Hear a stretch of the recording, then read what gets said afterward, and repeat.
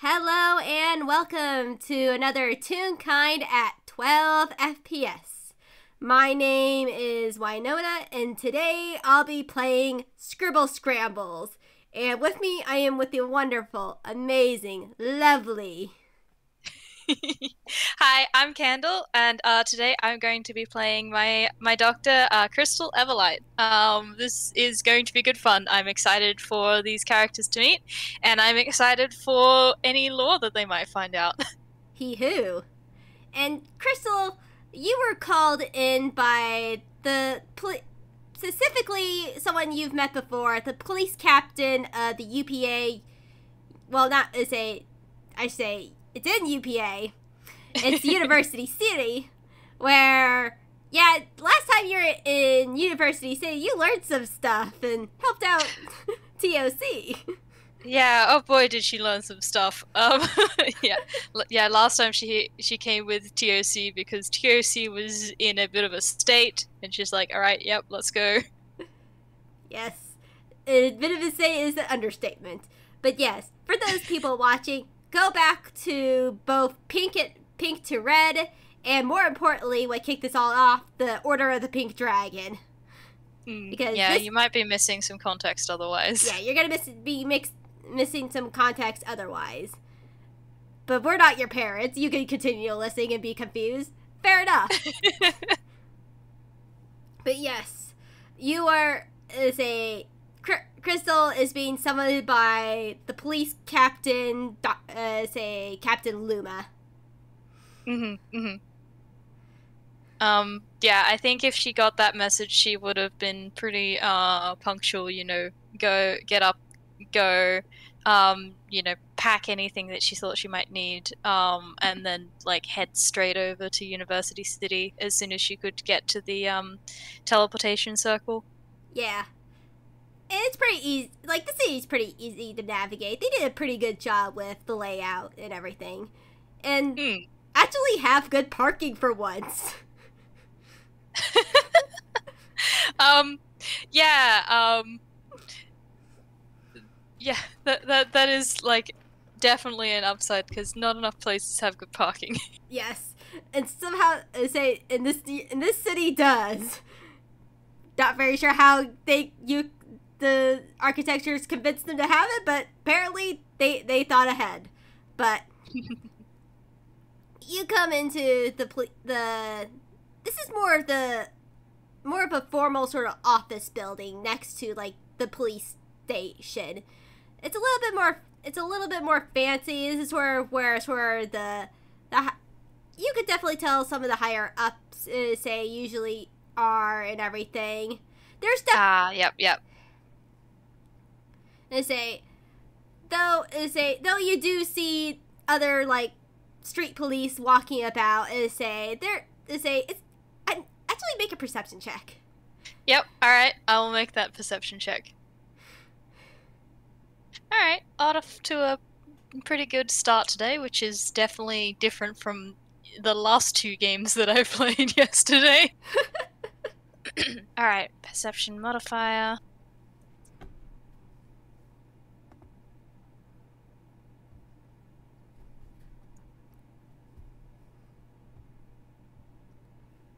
Oh yeah.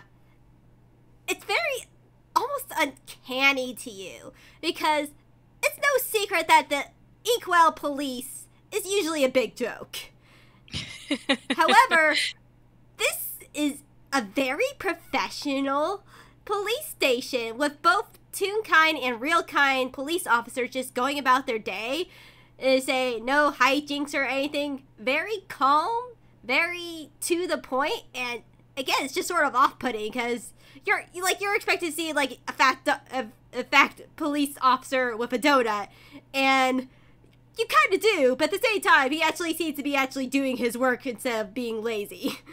Yeah, it's like she knows theoretically with all of the different genres that there's got to be some police stations out there that are fall into the more serious category and serious and efficient category, but she hasn't come across one of those yet. Until now.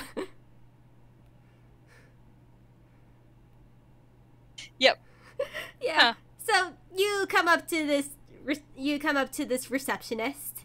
Very very classic receptionist. A more sort of older lady with the reading glasses and everything. Oh, cute. Yeah, I think she will approach the receptionist and like just excuse me, I'm here to see Captain Luma. What's your name? And as she looks through some like a little filing. I forget what they're called. Little like the rotary sort of. I forget. They have a specific name, but she's looking through some files. Yeah. Yeah, Crystal will answer. Dr. Crystal Everlight. Ah, doctor. Yes. She pulls out a note. Yes, he's waiting for you in his office. Just go down the hall here, take a left, and it's the first door on the right. Thank you. No problem. Is she going to be able to, like, do I have to roll a survival, or do you think she's able to follow those instructions fine? Yeah, you're able to find this office pretty fine, and it's labeled clearly on the door. It's a police captain, say Luma. Yeah, okay. In that case, that like when she gets there, I don't know if the door is open or not, but she will still like knock on it to before she would enter, to say announce her presence. You hear a come in. Yeah. So yeah, she's gonna open the door and Captain Luma, I got your message. Yes, thank you for coming in a timely manner.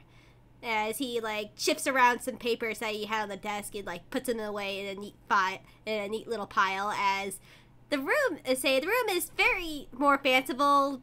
Definitely sort of like the business end of the police thing. There's a nice little corner for a sitting chair. There's pictures on the wall.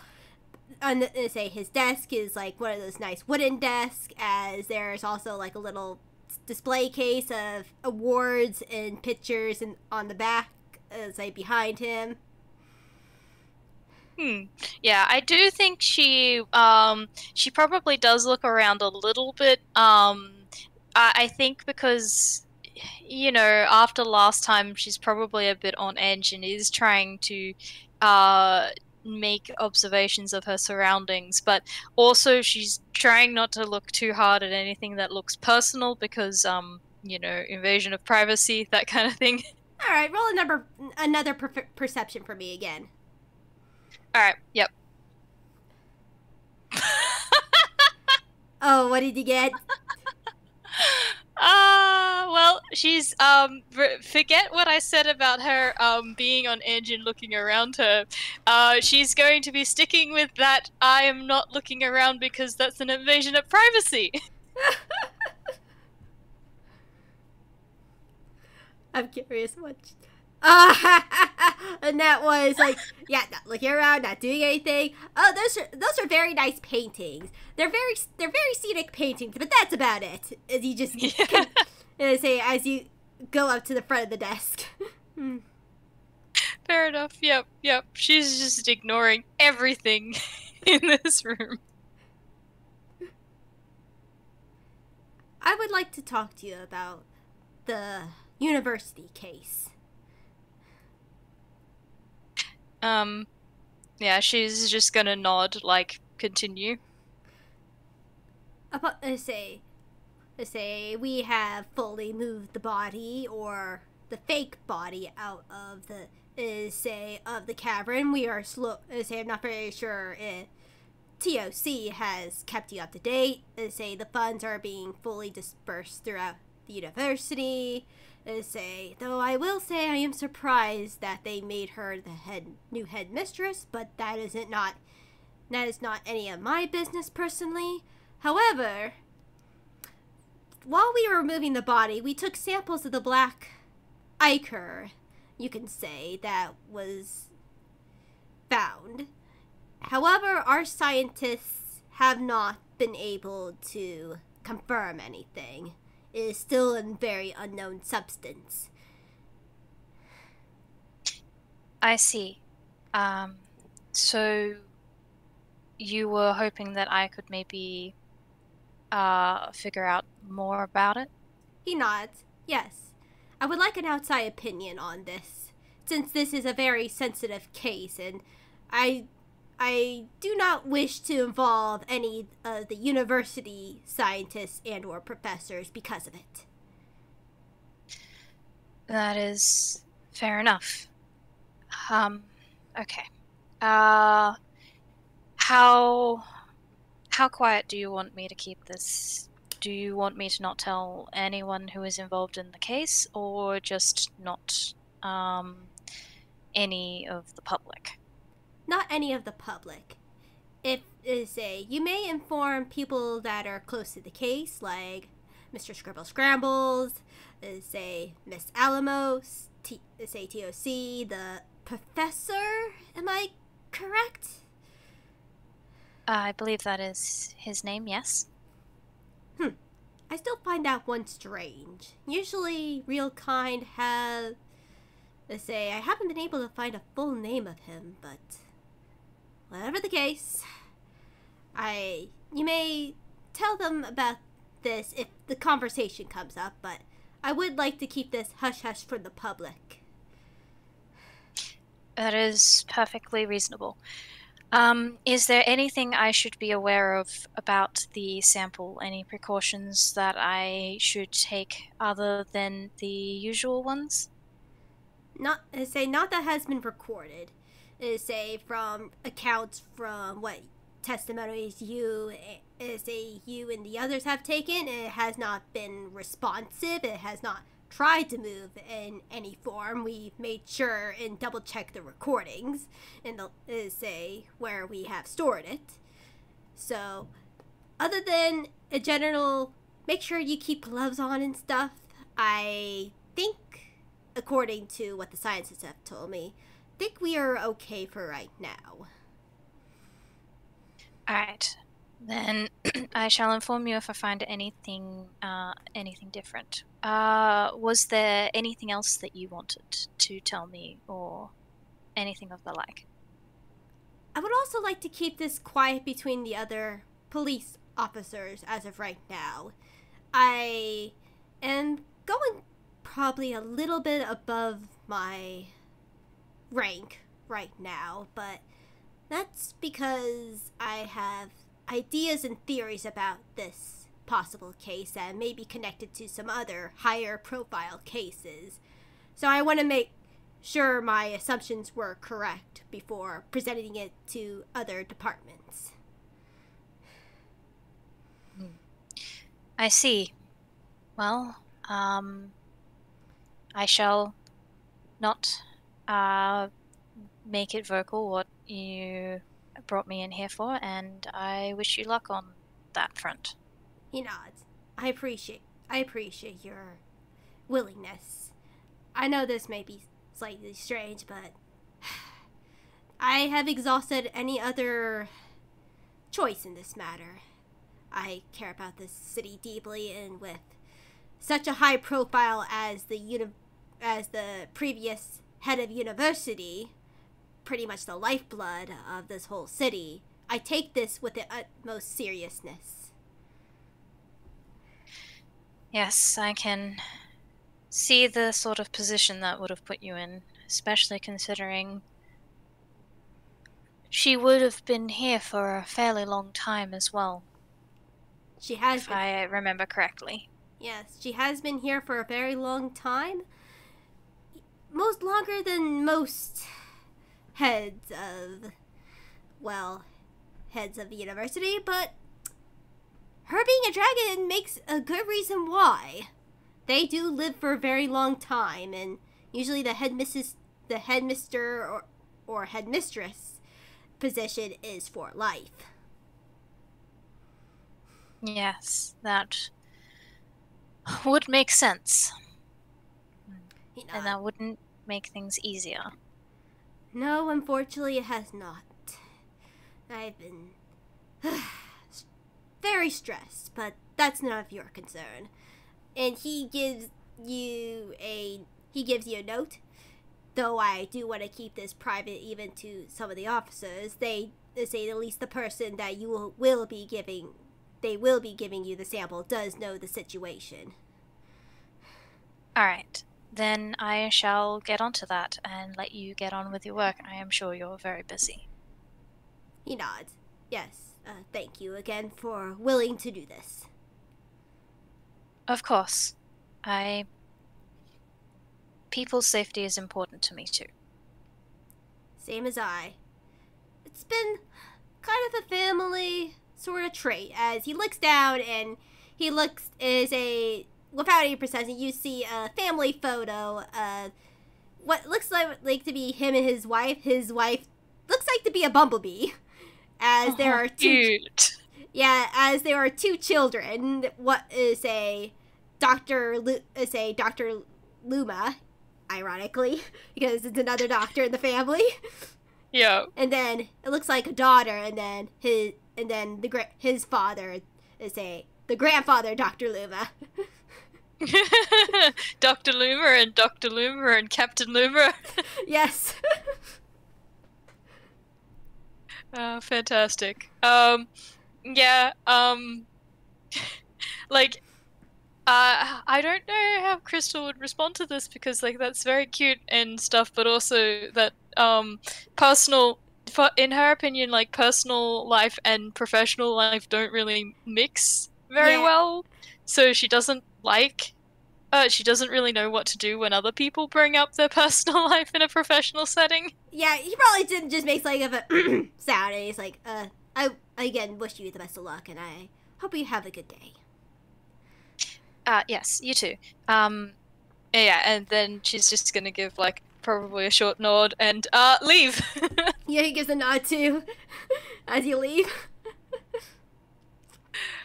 So I'm guessing there are instructions on where to go on this slip of paper? Yeah, there's an instruction where you go on the slip of paper, and it tells you just give the slip of paper over to the person, and they'll be able to get you the samples. Mm-hmm. Do you want me to roll a survival for this one, or yes, no? Yes, please! Alright, here we go. Oh, okay. Pretty good. The duality of the dice. Yes.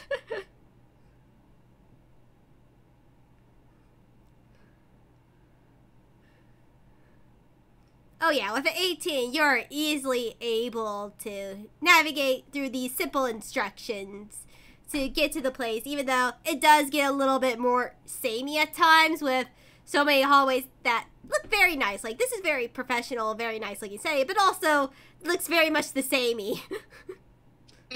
Yeah. I think she's probably not paying attention to her surroundings and more doing things like counting doorways or, like, looking for signs to direct her where she's supposed to go. Yeah, and the signs actually do a really good job at pointing you to the right direction, as you get to this one is a door that is labeled label evidence, as you go in, and there's there's this actually neat little, like, desking sort of waiting room almost. Oh, cute. Is there a bell in here or something? Because if so, she's... Yeah, there's a little bell, as you see no one at the sort of sliding window of front desk, but you do hear noise in the background, as they're, like, you can maybe hear probably them organizing evidence. Yeah, then she's probably, like, gonna take a couple of moments, like, check. Okay, no one is here. I can hear someone here. Right, there is a bell. Okay, I suppose I should push the bell and let people know that I'm here, and then just, like, hit the bell and just, like, wait. Yeah, you hear a ding, as it's just, like, toonish, very, like, cartoonish, like, zoop, to the front desk as this tune receptionist, is a goat man pops through. It's like, hello, little lady, how can I help ya? Hi, I had something to collect from you. I was told that you would know that I was coming, and she's just gonna hand the slip across to him. He looks down and takes his lips and reads, like, yes, I got all that you need. As he zoops again, and then zoops back. And there's this sort of, like, carrying case. Not like a briefcase or anything, but almost like a plastic sort of box that looks like it can be opened. There's like latches on the side. Very scientific. Looks like it probably holds some vials in there. Vials. Yeah, fair enough. Okay. I think, can I roll an investigation on it? I think she just wants to check, you know, it's how it's secured and stuff before she takes it. You know, if there's any way she should be handling it. Like I imagine with like handles, then it can be like tipped on its side kind of thing, but this is the sort of thing that she wants to just look for, like where's the latch, where's the handle, yeah, and you don't need to roll that sort of thing. Yeah, there is you don't need to roll a investigation for it. You see like just one handle off the top that like can be swung sort of back and forth. However, there's multiple like latches on the side of it, whereas like it looks to be almost like able to be like, I don't know how to explain it. It's like one of those carrying cases. They like you unlatch it, but the top comes off and everything. Yeah. I know what you mean. Yeah. So not gonna come undone without actual purposeful opening it, and sturdy handle. Then yeah, because she's not gonna put it in her hammer space because doesn't know how the Ica would react to that at the moment. So better to keep it actually on her person. Exactly. And the goat man tips his head. Well, there you go, little missy. I say I hope you have a wonderful day.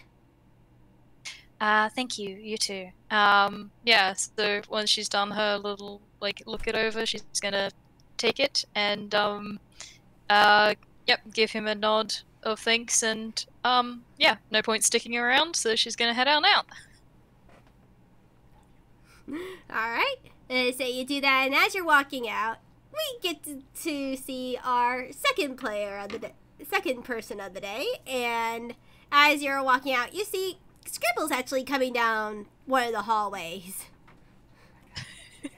Should we roll perceptions? Let's have fun with this. Why not? Yep. Oh, okay. I thought that read something different to what it actually did.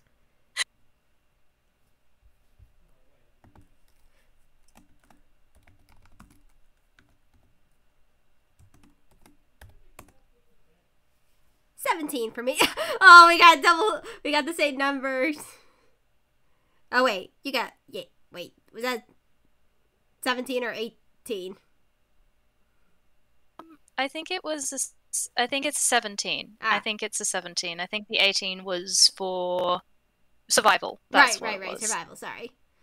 But yeah. I initially read mine as a 2, and then I was like, nope, that's a 12. Say modifier. Yeah, samesies. Yeah, so we get to see them both seeing each other at the same time. Yeah, I'm imagining there's this moment of like, because neither of them have met the other, but they do know a bunch of people who know the other, and they've both got fairly striking design styles, so there's probably a moment of, hang on, are you who I think you are? Yeah, exactly. It's just like they've heard a lot about each other and learn about how what they look like. It's like oh, Crystal looks like this, and hey, Scribbles looks like that. So it's just like that moment of like, it's just like, is this who it is? Yeah, and I think I don't know if Scribbles is gonna say anything first, but Crystal, after a couple of moments of hesitation, is gonna be Scribbles? Yes. And are you Crystal? Yes. It's nice to meet you. It's nice to meet you too. She's gonna hold out a hand. Yeah, and he takes it and shakes. He's like, it's nice to meet you too. What are you doing here? I got a call from Captain Luma to have a look at something, um and she's gonna gesture at the case for him uh or around the case you were involved in. Oh, yeah. That's actually the reason why I was here too. I had to. I'm keeping on tabs with the police just because of, well, how my fiance is now the head of the university now. She is definitely a target. Ah, yes. Hmm. That would be Sally? Yes, Sally, or her full name is Celeste. Ah, right. Yes. I've only heard Sally from Marigold, so. Yeah, we usually call her Sally.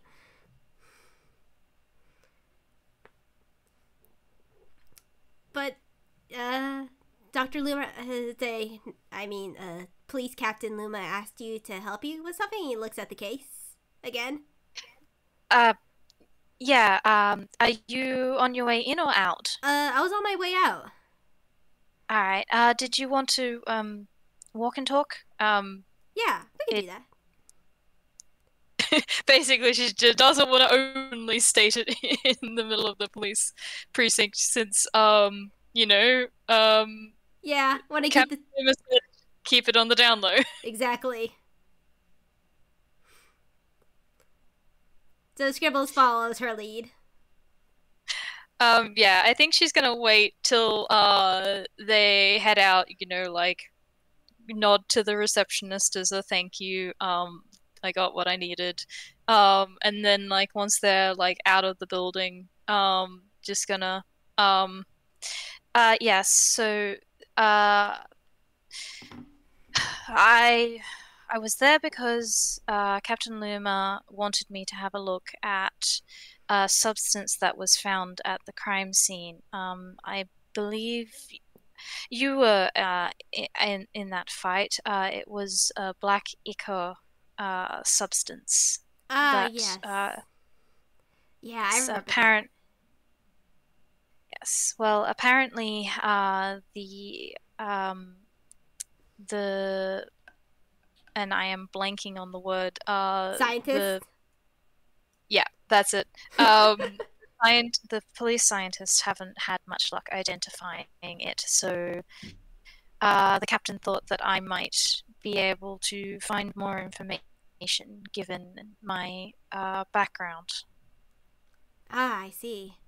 Well, at least say, do you need any help on that? I'm willing to at least run assistance since I was actually there. Maybe I can get some insight. Well, you're a wizard, correct? Yeah.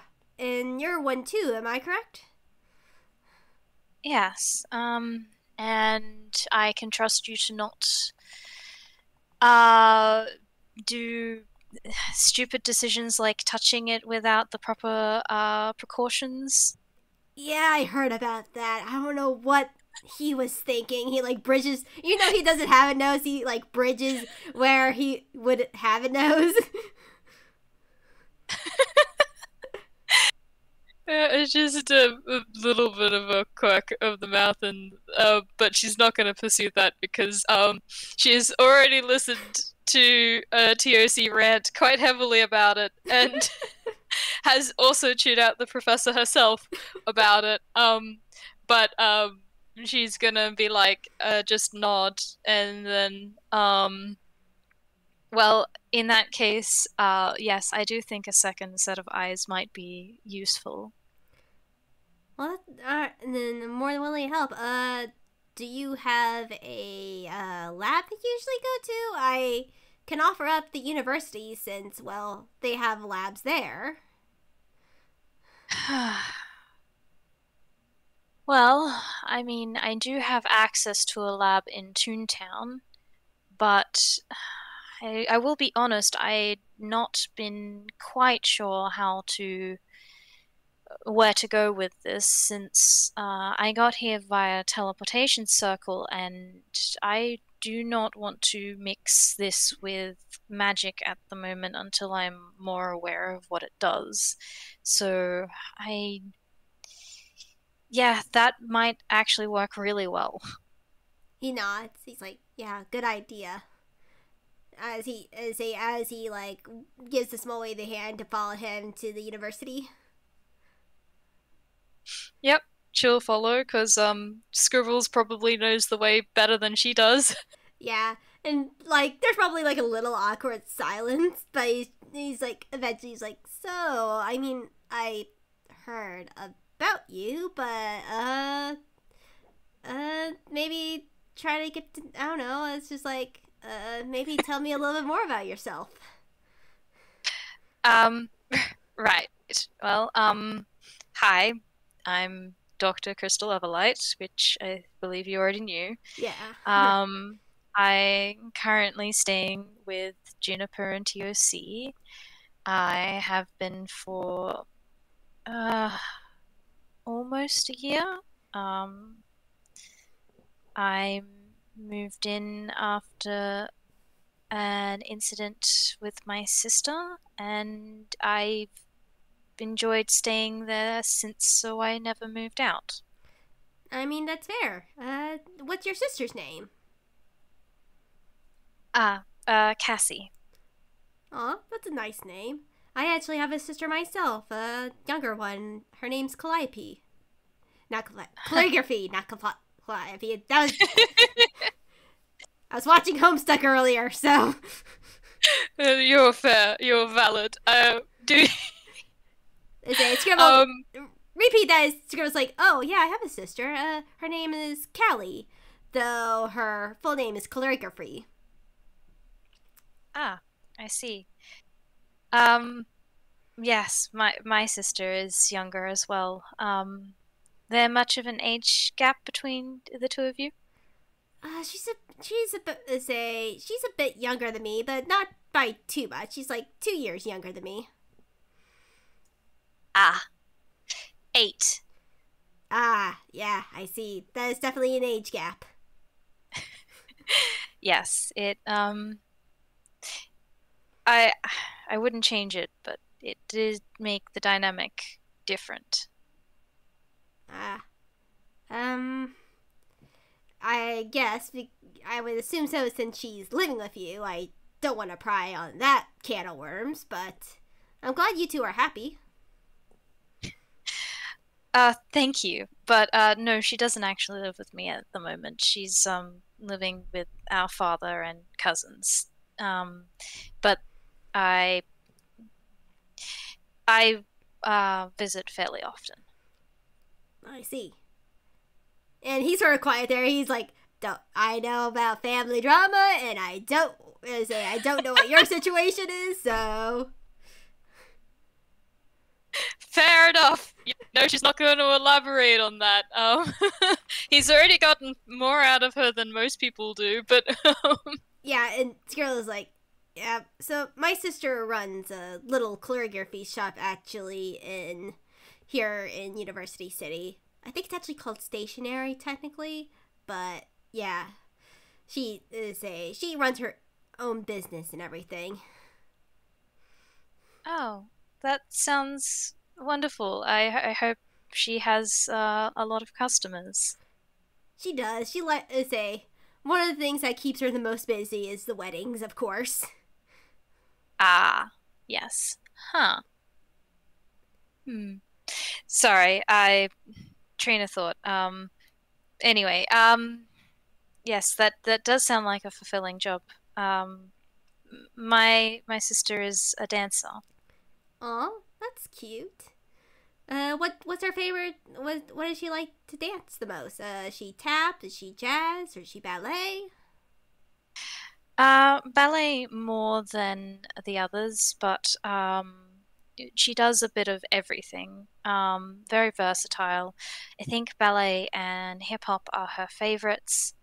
But she wanted to make sure that she could perform anything she needed to, so that she could take any role that she wanted. She say does she want to be an actor then? or actress? Yes, well, she worked works. She's on a bit of a break at the moment. Uh, for the Toontown Theatre Company. Oh, that's cool. Yeah, I say my sister's not say not that art like she draws and everything, but we don't say she doesn't know how. Like we just know the bare minimum of dancing, you know.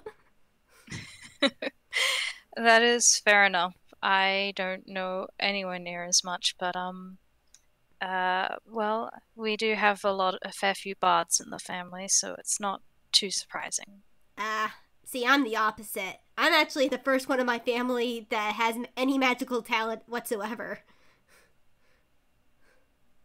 Oh, wow. Really? That's I that must be have been a real uh in uh sorry, my words aren't No, you're coming out fine. correct, but that must have been quite interesting growing up like that. Yeah, it definitely was very interesting growing up. Like, my mother tried. God bless her soul, she did, but she had no idea how to raise a wizard. Well, I'll be honest, I don't know if wizards are all that easy to raise in general anyway. You say maybe, but we say she always like read all the books. She went to like many like support groups and just like clubs and everything. Like my mother is an artist, so she also was a stay-at-home mom, so she raised us growing up, you know. Hmm, that sounds nice. It sounds like she did her best, and that is something to be grateful for. Yeah, she did do her best, and he's very soft, has a very soft smile at it. I just wish I, in the past, told her that I thanked her more than I actually did. And he's not going to Oh, elaborate any more on that. um, okay. Um, I am, because Crystal took that maybe the wrong way. So I think she's gonna take a moment and um yeah, actually I do think she's gonna say that. This is a oh, um I'm sorry for your loss. Oh, no, no, no, no, no. No, she's still alive. I just. And he rubs back his neck. I wasn't always the best person when I was younger. Ah, well, no time like the present to make up for it. He nods. This is true. And I have been making up for it bit by bit. Hmm. Well, sometimes that's the only way to do it. Yeah, yeah, it is. They even say, and this is probably about the time that they get onto campus and everything, and it's still pretty quiet at campus. Yeah, yeah, I imagine there was like a little bit of an awkward silence after that, and then Yeah, there's like, ah, yes, campus, here we go. yeah. And Scribbles takes them to the science slash alchemist slash artificer college.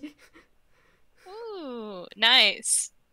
And it does like on the outside it looks very it's a very mix of brick and like regular building, but on the inside it definitely has more of a steampunk feel to it.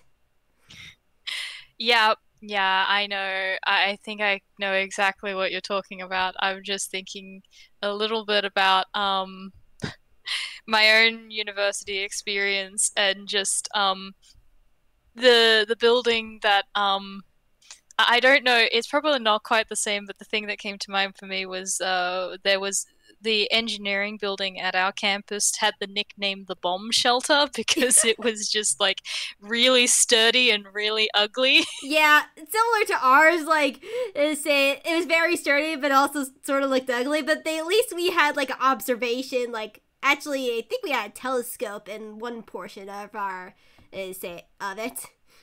Ooh, nice. Yeah. He leads you inside and say there's even some projects being, or at least some previous projects being like hung up on the walls, a lot of contraptions and everything.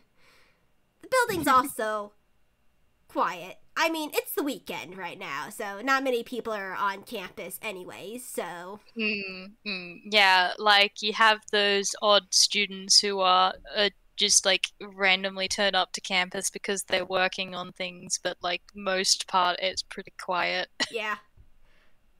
So, I'm gonna make a quick roll. Yep.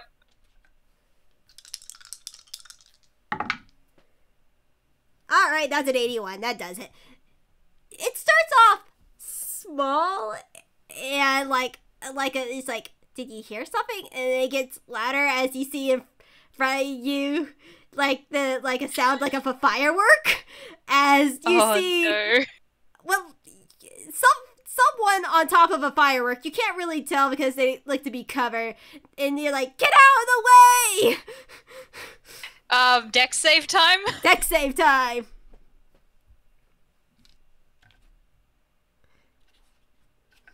Okay, that's pretty decent. I'm glad. Ah, that was off the board. Okay, that's pretty decent also.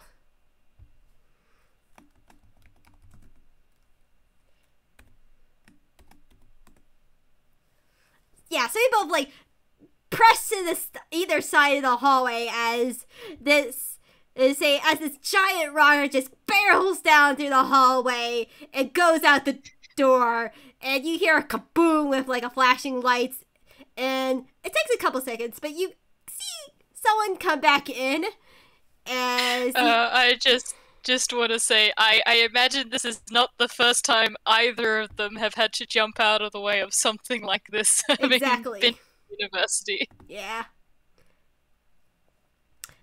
As what looks to be a tiny little tune, or at least looks to be Toon. His clothes seem to be Toon-like. Just walks in the door. He's like, "And I'm sorry, people. I was testing out some of the students' like final projects, and yep, that one passes. Good job." As he like writes something down on his clipboard and just keeps walking. The artificer, head of artificing, I'm guessing then? I don't think so. He doesn't sound. He say that the artificer had quit. I think that may have been his temporary replacement, but I'm not very sure. I would say he was all covered up, so I couldn't see the face. Ah, right. Well, I don't know. Just gave off the artificers tend to have that sort of vibe. Yeah, they do. They really do. Like, I'm really pretty sure that was a professor for sure. Yes. Well, shall we continue before we have to dodge any more fireworks? Yeah, I agree. Let's go before having to dodge any more fireworks. As he now sort of like quickly walks to one of the open labs. Yep, Crystal is quickly following. I think she's got the case like tucked up to her chest, like that kind of, oh god, I didn't like I shielded it and I didn't drop it and nothing bad happened, but oh, kind of thing. Yeah. As you guys make it to a pretty, a good sized lab. Like, it's small but not like huge or anything. A good, like, sort of one of those like labs that you can rent out. Yeah. I think Crystal's gonna look around appraisingly like, Yeah, this should do nicely. Yeah, and Scribbles changed the sign because there's a sign on the door that says occupy, is saying and not occupied. It says not occupied right now, and he changes it to occupied. Yeah, I imagine there's like a couple of different. I, I imagine it's like one of those like tune signs where you can like flip it, Yes. but you can like flip it more than once, so it has like free, occupied, experiment in progress. Do not open this door under any circumstances. Like, Yeah. things like that. Yes, yes. It's like one of those neon signs. So you just push a button and it just changes the words. And depending on like how you do not want to be disturbed, like it changes from like green to like red and flashing. Yeah, yeah. God. Okay. Well, yeah. I think they might turn it to just experiment in progress then. Yeah. And Scribbles press a button underneath it that also gives the lines "Do not disturb." Yep. Yep. Very good. All right. Yeah. Then in that case, Crystal's gonna find a clear spot and just gonna put the container on. She's been wearing gloves at the moment. Yeah, and there's a section of this lab that has like proper lab equipment to put on and everything, along with like one of those showers too, if needs be, and everything in a sink, all the lab sort of stuff. Yeah, yeah. I think she's going to go over to that section, grab safety goggles, lab coat, and some actual like proper like uh lab gloves, not her regular ones. In fact, you're welcome to roll a perception if you'd like, as she's changing her gloves. Yeah, that's fair. And Scribbles is gonna follow her lead because even though he's a wizard, this isn't his expertise. Like he's had a science class before, but he isn't like an expert in the sciences. All right, that's a. I'd say that's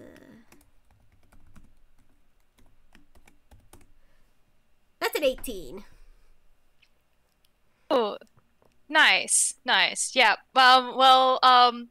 It's maybe that if this isn't something Scribbles has done before, he's probably like watching her to, what do I actually need? What like following her lead kind of thing. But he's definitely going to notice that when she changes her gloves, her hands underneath the gloves are covered in like these cracks that look like they've kind of been burned into her design. Mm. Yeah, probably gonna make him like freeze slightly as he sees that. It's like, I see. You've been very hurt. As he remembers the time when had the fight with Daffodil, he got knocked out and he's got scars over his midriff. Mm. It's fun having your character knocked unconscious and they now have physical scars as a result of it. Yeah, it's totally a lot of fun. But yeah, so she's put the lab coat on, safety goggles, changed her gloves, and she's also tucked her hair up into a bun so that it's up and out of the way. Yeah, Scribbles it looks like it possibly could be, say, like tucked into a ponytail, but it is not actually long enough to. It's just one of those design things. Like you think for a second it should be able to, but it actually can't. Yeah, fair enough. That's like a really cute image, but yeah, that's really cute. Yeah. Now that I say it, I may draw a picture of Scribbles with quote unquote longer hair that is like put up in a ponytail or bun sort of thing. Yeah, my brother is currently growing his hair out, and he's got like just enough hair for like one of those little tiny ponytails that's got the top part and not the bottom bit. So I'm just thinking Scribbles in one of those. Yeah. Yeah, I remember in marching band where some of the guys had like just enough hair that they needed to like partially put it into a ponytail. So it looks like this weird little like little sprout on top of their heads. They just like Yeah. Ah, fun times. Good. Anyway, once they're dressed appropriately, Crystal's gonna have a look over, make sure that Scribbles has got the correct PPE on. Mm-hmm. Quick look down to check enclosed shoes. Can you tell that I have worked in with like PPE before? Oh no, I say I applaud you guys. I have at least one friend who does this stuff for a living. Technically two because her husband actually did it for a while. So I applaud what you guys can do. Yeah, but like, quick look. Yep, you got everything on. Quick check that you're wearing enclosed shoes. And if that's all good, then yeah, she's gonna turn back to gonna give him a nod and turn back to the container. Mm-hmm. And she's going to kind of be ready if she needs to jump, but is going to unlock it and open the case. Yeah, you unlock it and open the case, and you see sort of this like spinny thing in the middle that has like multiple vials of the black ichor that has been properly like say it could properly be researched. I had a word in there, I forgot what it was, but It's fair, it's valid. that wasn't contaminated. That's what was the word. Ah. Yeah, I say try to like have as many samples that weren't as contaminated as possible. All right. Are there any notes in here about what has been tried before?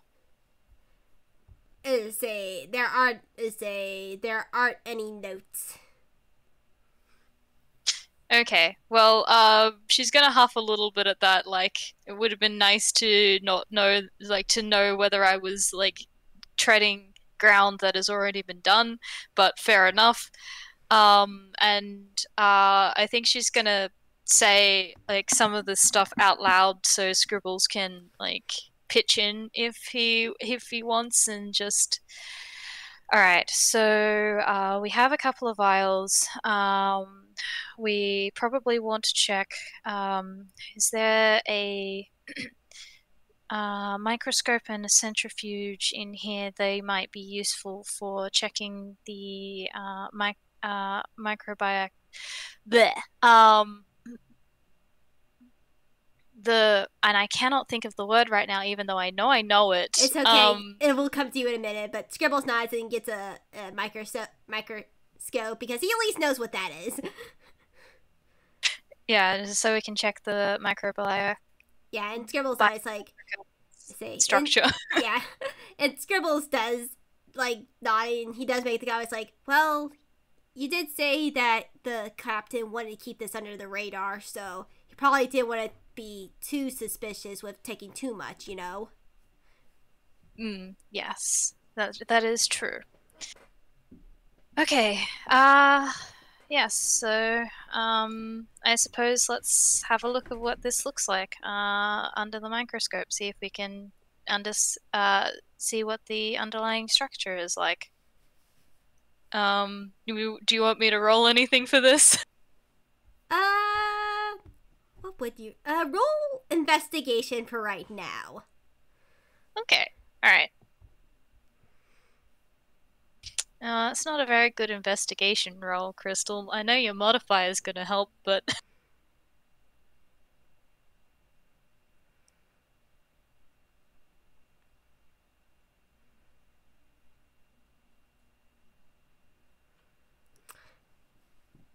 with a 15, it's not any structure that you actually have seen.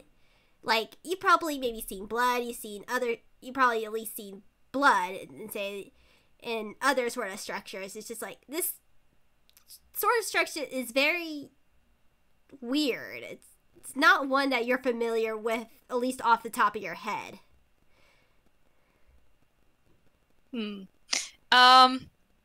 Yeah, okay. In that case, she's just kind of gonna like sit back and just that gesture to Scribbles is, do you want to take a look?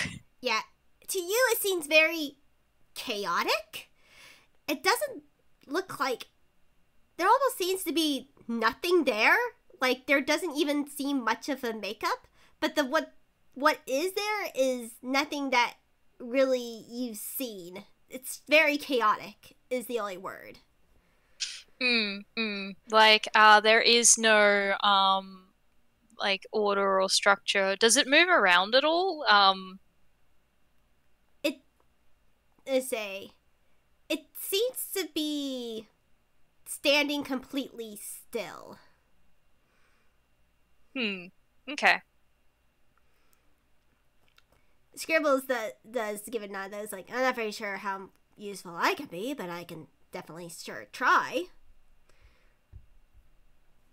As he goes over and looks in.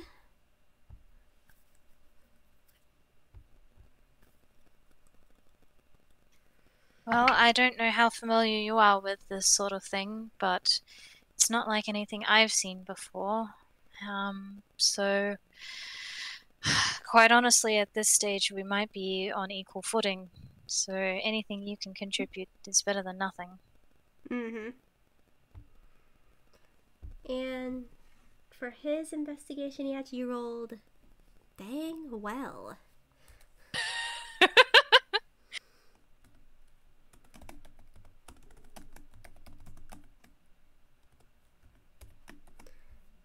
I forget, what's your investigation? I haven't used that stat in such a long time with you. What is... Oh my god! I forgot you were that... I forgot you were proficient, my boy! Wow, a 9. 28. Yep. Yeah. Let's see. I gotta give him something. He looks at the structure and he's just like, at first he's just he's not very sure himself, because he knows like this came in as a he's just like, how do I want to word this? It's just like he doesn't know anything about DNA or anything like that. He doesn't know the structures or anything. However, when he like gets close up to the microscope and looks into it, maybe call it a sixth sense, but he almost, instead of like, he doesn't see something, he feels something. And Scribbles is just like, I will be completely honest, I have no idea what I'm looking at. However, I'm getting a vibe as I get closer to this sample now that it's out of the bottle and everything. And that would be... I swear, I'm feeling a little bit of magic. I see. Okay. Well, I believe I tried this before, but worth trying again. And she is going to cast Detect Magic. Oh, you feel magic. Oh, you feel so much magic coming from this one little drop.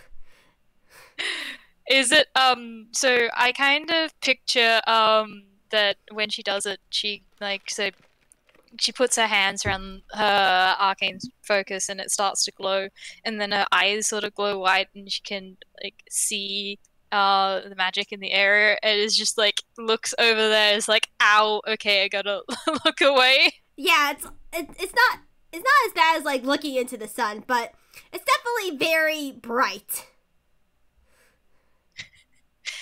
Yep, that's magic, all right. And why don't you, now that you're trying to look at it, make an investigation check. Can I argue an Arcana? Yes, you can. Nice.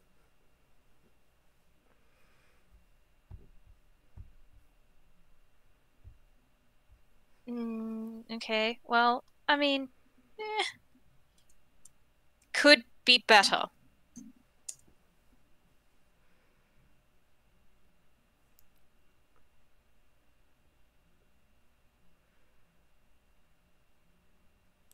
I mean, that's a dirty 20, my dude.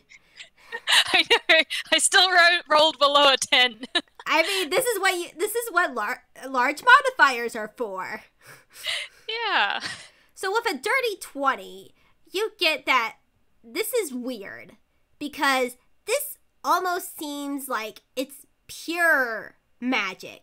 Like, it has no trace, it only has like slight traces of conjuration and transmutation, but everything else seems to be like magic in its more, you would assume, more natural form, you could almost say. Like, it has, like, you feel the power, but you don't feel anything with it that is like, you know, transmutation or is any other energy that you would normally know with the other schools of magic.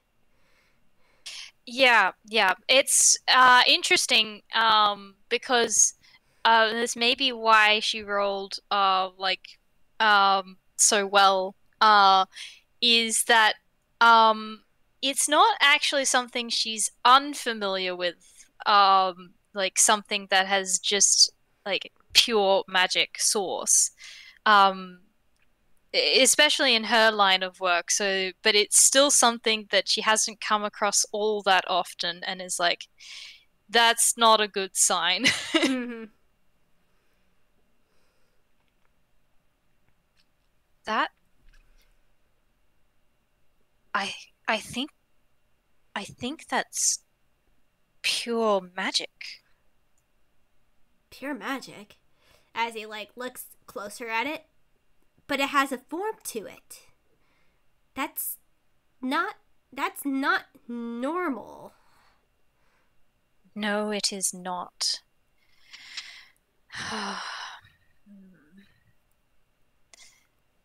I wonder. Um, is there a centrifuge in here at all? I don't know what it is, but if it's scientific, yes. Okay, a centrifuge is basically something you can put like samples in and Mm-hmm. it spins it really, really fast and it'll separate it into like different components. Uh-huh. Yeah, yeah. So what she's hoping for is that is the substance it's like basically like it can help like separate things out at a very like micro form. So she's hoping that perhaps she can separate what is the magic and what is the substance part, or at least check to see if they're um like how deeply they are connected. That's fair. Yeah, say that's cool. I didn't know that was actually the name of it, but yes, you have one in the lab. All right. Yep. Then she's gonna grab one of the test tubes and gonna put it in there, and it's just this will take a little bit to be done, but hopefully this will give us some promising results. Fair enough. And might explain to Scribbles while it's going how it works in very technical detail. Yeah, and More Scribbles, than like, I currently have. yeah, and Scribbles, like, nods at this and is just like not taking notes, but, you know, like, visually, like, he's like, you know, he's very listening. He's very interested in this science. New science. Learn good. Yes, he loves learning all the different stuff, so he's very happy. I think she might comment on that because, despite the fact that she works in academia, like, she still hasn't met all that many people who are this enthusiastic about learning new things like she is. So, I think she's gonna say, "You really enjoy learning new things, don't you?" Oh, yeah, and he blushes a little bit. His hair turns a little bit pink. And she's like, yeah, I've always have, ever since I was a kid. And say, I've been even more interested in the sciences because I actually kind of have a disorder in a way. Oh? I basically produce too much magic. So much so that it when I was a kid, it compromised with my line art and, well, yeah.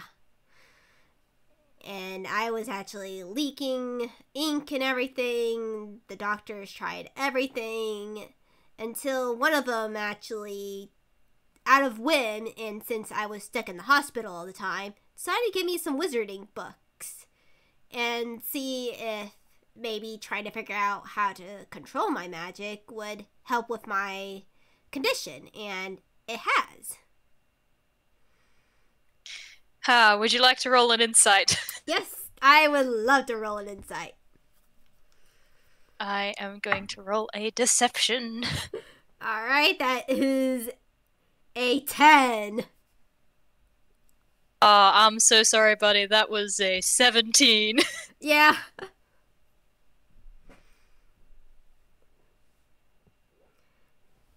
Yeah, this.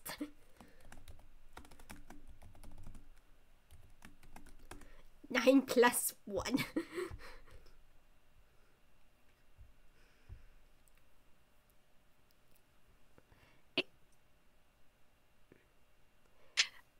Sorry, my computer got a little bit laggy. Can you hear me fine? Yeah, I can hear you fine now. Okay, cool.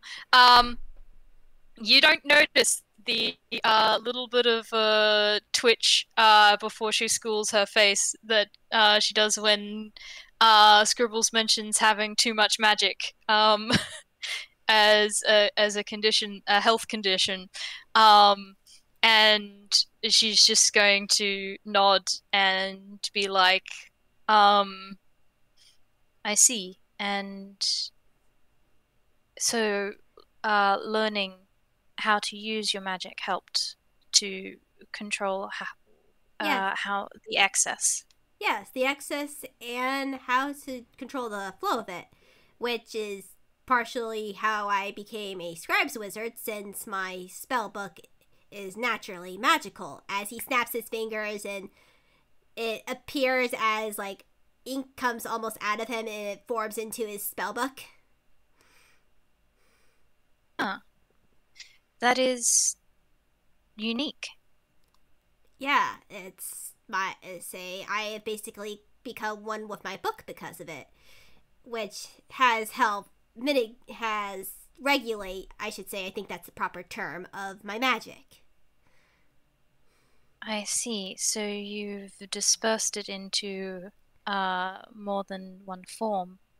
Yes, I imagine that would help, since it would probably have been too much magic for your body alone to handle. So having a conduit and a storage place for it is, yes, I can understand why that would have helped. Yeah, and say I haven't had any trouble since. I mean, technically. But I'd say, but that's a whole different story. But since you said we'd be waiting for a little bit, I've also been say I getting back on the subject of like learning and stuff. I actually more recently started following my fiance's god, who basically like that's his whole deal. He loves passing on knowledge and gaining knowledge and mainly stories also. Huh. I'm. I don't think I'm familiar with this god. Uh, maybe not. It's a deity from island. That say my fiance is a Pokemani and they come from a small island and their god is Unbekannt. Ah, I see.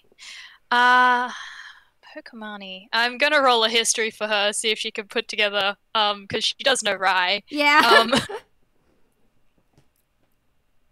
Yeah, no, that'll do it. That's a dirty 20. Yeah, that's a dirty 20. Ah, yes, we gotta love it. I think she'll, Pokemani. Yes, there's not a huge amount known about them.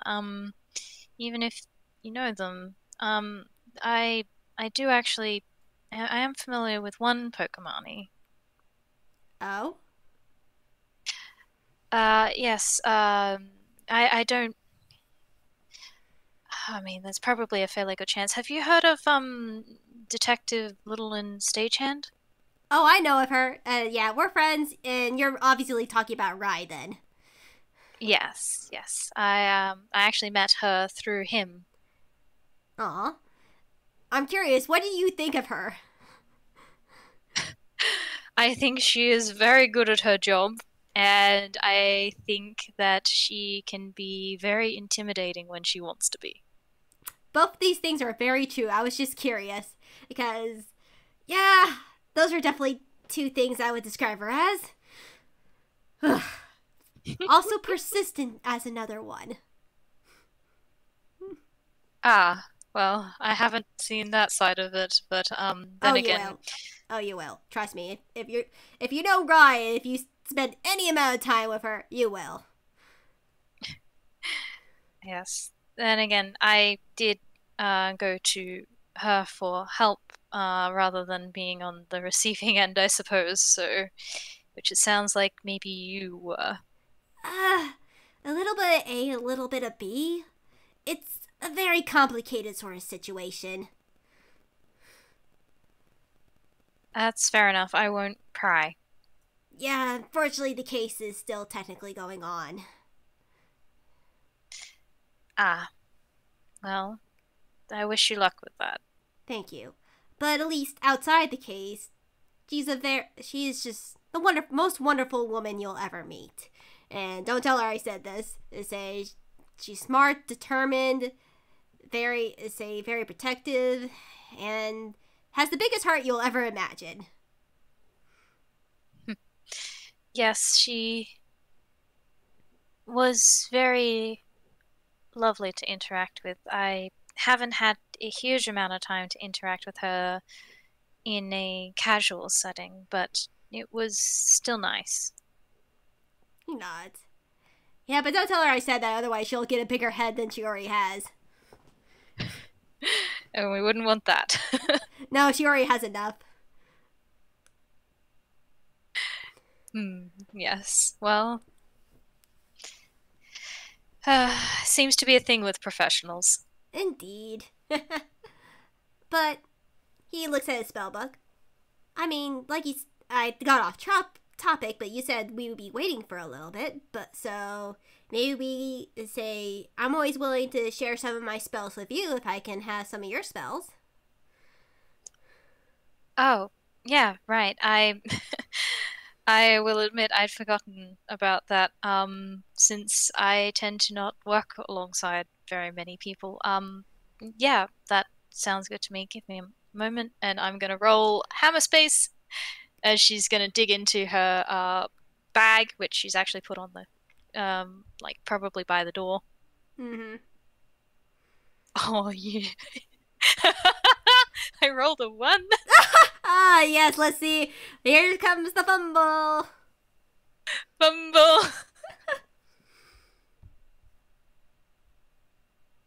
All right. Instead of pulling out her wizard book, she pulls out a book of Toonkind ailments and diseases, which is gonna go no, not that, and put it back in, and I'm gonna roll again. She pulls it out, and yep, she pulls out her spell book and is gonna pass it over. And yeah, says feel free to uh have a look. Yeah, and Scribbles pass over his. Now I've got to have a look at your spell list because I was a bit busy at the time when you sent it, so Oh no, you I haven't no, you. actually picked spells. Oh, so I already have. So Scribbles already sees the one. You say he takes a look at hers. It's just like he has a lot of them that he already has, but say he does find a few that say that he will take from hers, and I think we said 3 each. Yeah, yeah, we did say three each. Mm-hmm.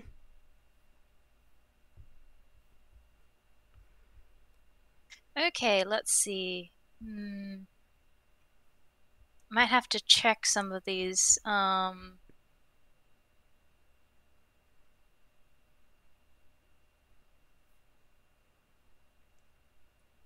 But the other thing is I can also just go through this later and pick the ones that I want. Yeah, So it's true. honestly, I might do that because I do want to look up some of these, but there are definitely ones in here that look interesting, and I think I will be fun for her to take. Oh yeah, that is say I do like the spells that she has too, because she's like it's like, hey, there's a spell that I was thinking of. There's a spell that I would love to have, because that would be useful. It's very also very fun to see like when your character creating, especially as wizards, the more interesting spells are the ones that you don't take. You know, it's just like, and then you find in other spell books that he's like, oh, they actually took that one. You know.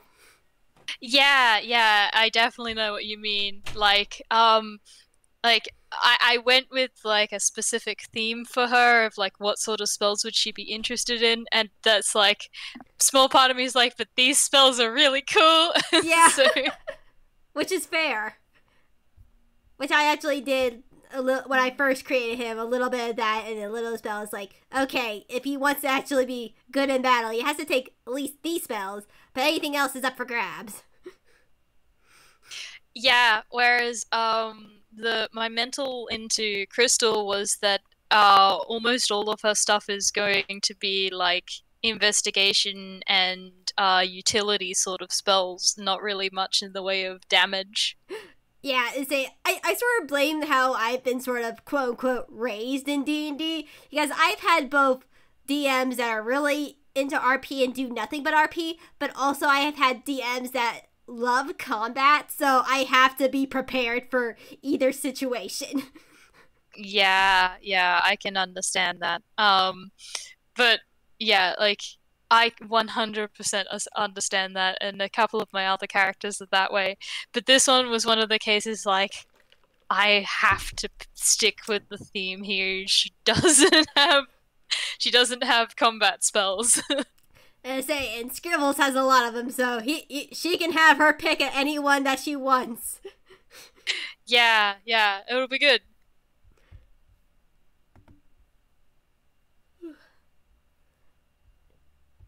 Yeah, I think Hmm. she's going to there's probably some silences they Hmm. fill in the spells that they want from each other's books. Yeah, and also if you want, you can make a small little investigation check. It's not that high of a DC, but Cool. All right, I'll give it a go. That's a dirty 18. oh yeah, that's enough. As you look through his spell book, it's actually a very organized spell book. Like if you really like if she really likes being organized, you'll be very impressed with his spell book. As it like they have like a little has a little index in the front of it. It's split into different parts. It's done alphabetically. There's page numbers. Yeah, no, she's definitely the sort of person to enjoy organization. So, I think that she will comment on that in the this is very organized. Well, the great thing with being a scribe's wizard is I can literally, as he like does like he snaps his finger again and a pen appears in his hand. I can easily copy and paste as he like takes up a portion of the words and slurps up into his pen and then puts them in different place in his book, and then he reverts back to its organized state. That is very useful. I have to write everything by hand, and despite my best efforts, well, anything you're adding to over a long period of time will get messy. And you can definitely see that in her book, in that actually, did he want to make a investigation roll on hers? Yeah, I will. She will also know very quickly by that roll that, hey, this guy is not up to your level, he's above your level. You see that this guy has fifth level spells. Yeah, wow. Oh my god, that was a nat 20. Wow. Okay. Um, well, the first thing you'll notice about it is, well, there's a couple of things you'll notice. She does have neat handwriting. Um, but the other thing is that uh, this book is old. Like, it has been being added to for a very long time. Probably most of her life. Mm-hmm. Nice. And you can see like some of the very first spells that she has in there have been like written in a hand that is not quite used to writing yet, and in fact, in some of the earlier pages and earlier spells, some of them also seem to be in a different handwriting. Yeah, and Scribbles noticed that. It's just like, I can tell that you've had this book for a very long time. Ever since you look like very young. Yes, I've been wanting to be a wizard most of my life, and I got very serious about my studies around the age of 8. So, Wow. I say pretty much same here. But I also was sort of sick, so had to find the doctors wanted to find a solution as fast as they could, and he blushes again as his hair is turned pink and rose the back of his neck. nothing wrong with that. It's good that they were able to find a solution so quickly. Yeah, and I'm very happy that I'm still a wizard. I've enjoyed studying and learning new stuff. So it's not just a way to like regulate my magical flow. It's a way of my. It's just a very important part of my life now, in every aspect, including ways that I want to go with my life. Hmm. Yeah, it's become an expression of yourself. He nods. Yeah.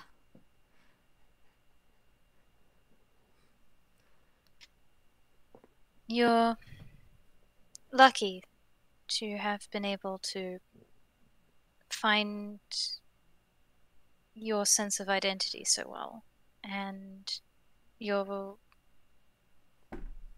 lucky that things worked out. I'm glad that it worked out for you. I'm glad too, and I'll be honest. There was a part of my life that I even did a little bit too much, but thankfully Toontown snapped me right out of that funk. Yes. I mean, I only have my own experiences to go off of there, but it seems to have that effect on people. Yeah, it does. I mean, I know that Inkwell is magical in general, but I don't know. It feels like it's another level with Toontown, you know? Yep. Yes, I am aware of that. It's been an interesting experience living there in the last couple of years. Yeah, it's definitely. I agree. There, it has been an experience. I'm at though thinking of actually moving to UPA, not only for a job, but I don't know. It's just like I love the craziness of Toontown, but now that I'm gonna get married, I feel like I sort of want to settle down. You know? That is that is fair enough.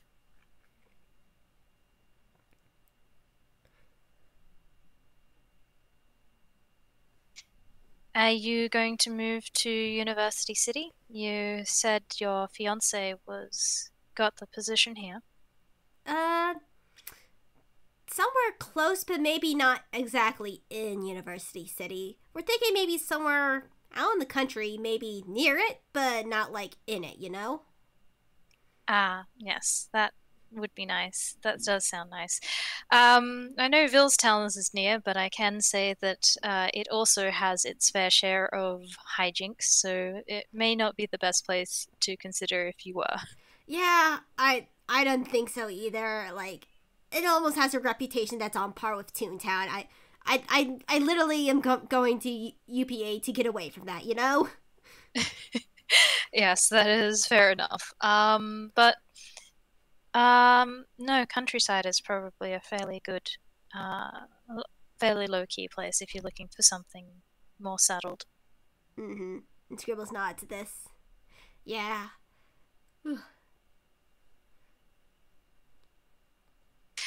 Um, I think by this time the centrifuge is probably done. So it probably like gives a beep like beep beep beep beep. You know, like that obnoxious one that says I'm done. Yes, Come get. exactly. And Scribble like jumps a little bit. It's like, oh, looks like it's done. Yes. All right. Let's see what we have here. And another investigation roll. Yes. Okay. I also think I am going to, well, I'll see how this investigation goes first, but I might also use another detect magic since she's particularly looking for like if there is a separation of the magic there. Mm-hmm. What is with you and rolling nines for investigation today?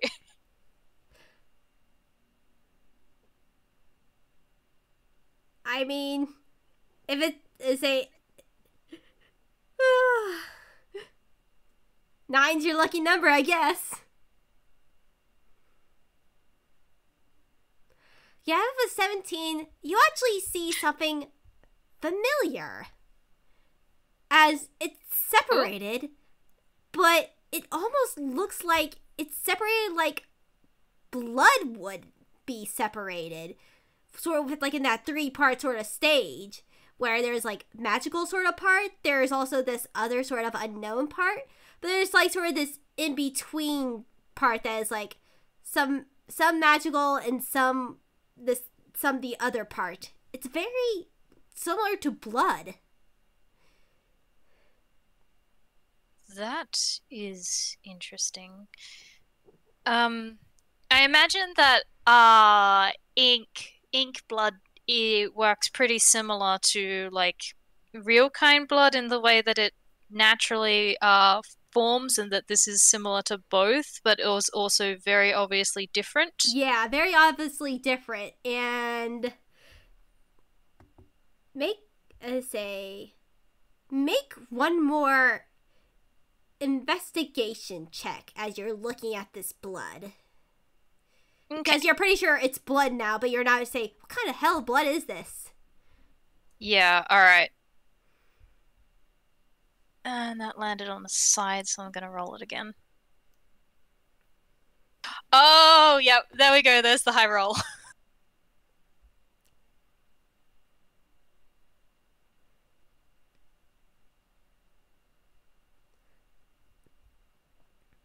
It's very high. So 25, I finally rolled something above a 10. Like, this for sure is like, this, you know for sure as you're looking at this, yeah, this is what looks to be tomb blood, but at the same time, it's also pure magic. Too, like, it has some Toon-esque stuff in it, looks like. However, you see this, like, other micro layer to it, too. It's not just Toon, but there's also something else. And it almost looks like real kind? Oh, yeah. Okay. So on the one hand, like again, this is one of those things where makes sense that she rolled so well because this is not the first time she's seen Toon Blood with like pure magic in it. So it's actually something she's fairly familiar with now that she knows what she's looking for. But the real kind part is the thing that throws her off because there have been cases of so like there are cases of where real kind and toon kind mix. You've got half toons and the sort, but they also and there's not a huge amount of study on things like that. So, but they also have a fairly distinct like mix And then there've also been cases of like a toon kind or a real kind that have had um, like the other type mixed into them in their lifetime. But those are very, very rare cases, and she's only really seen one that she's like been a part of. Um, Yeah, but you also notice something so very interesting. As soon as like this vial comes out of it, like it's all separated just for a little bit. However, you see something that's kind of disturbing. The bottom part of it is the pure magic part of it, but at the same time, almost everything in this thing is like pure magic. Even the real kind and the toon kind sort of blood look like pure magic, as it actually forms back into its original like liquid form. Like it did not like being separated. Like it just went straight back into its regular form. yeah, okay. I mean, um, Scribbles can like roll an insight if he wants. He can, and he's also gonna roll something else. Mm. I will say I'm gonna roll his something else really quickly. Yep. Oh, that's a nat 20. Yes, he gets it right away. Now roll for, you said insight on you. Yeah.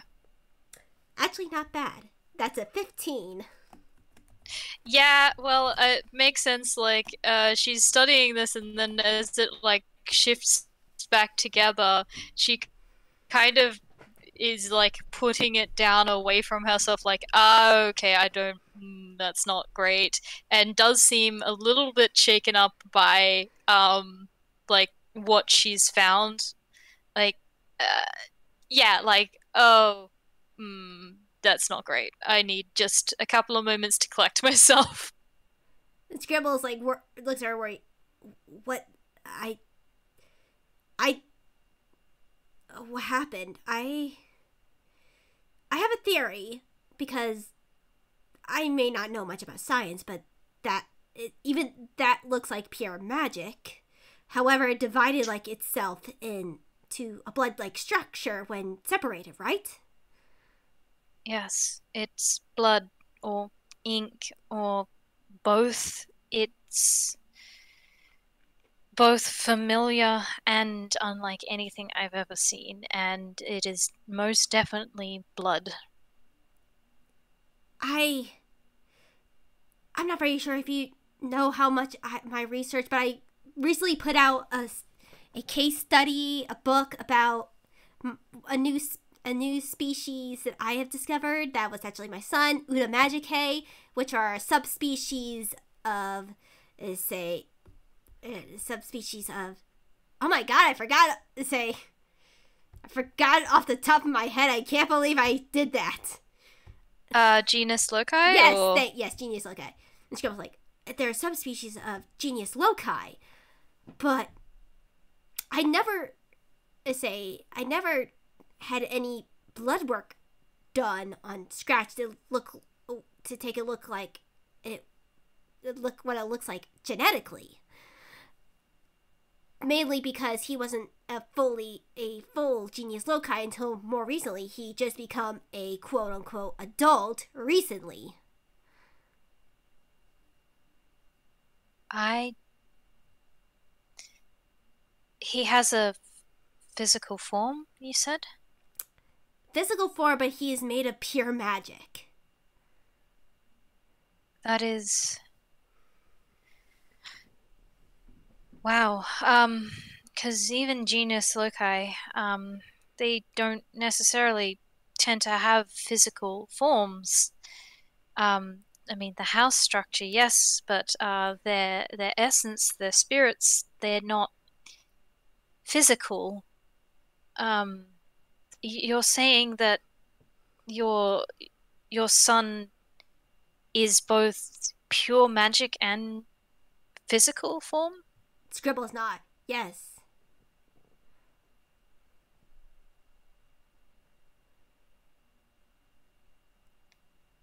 I mean, toons are Toons are more magic than substance generally than real kind, but there is still substance there.